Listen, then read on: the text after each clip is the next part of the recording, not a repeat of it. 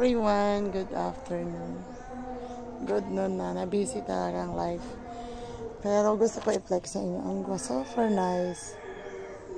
Ayan, nagpa-flowerings na naman si Queen of the Night. Dito sa park na to, may tatlo.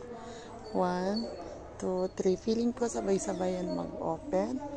Tapos dito sa ibaba, meron namang dalawa. Itong 1 and 2, 4, 5 na.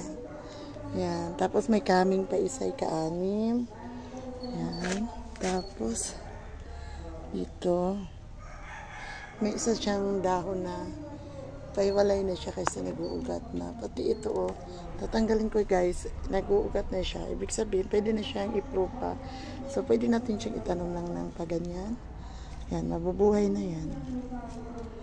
Ayan, mabubuhay na yan. Ang Queen of the Night na yan. Ayan. Ayan. So, dalawa na ang na-prove pa natin, 1 and 2. Tapos, ibigay natin kay Ma'am Ruthie ang isa. Ayan. Yan guys, ang aking Queen of the Night na may 5 bulaklak. Ayan. O diba, nakakaano. Kaso lang, baka hindi ko sila ma-witness.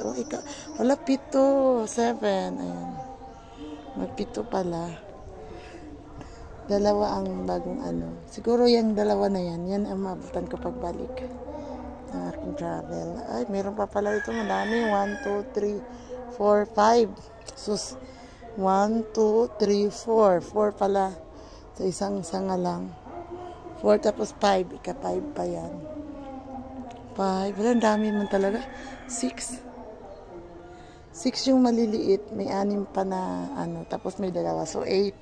Then 5 ngayon. Wala, super dami guys. Thank you everyone.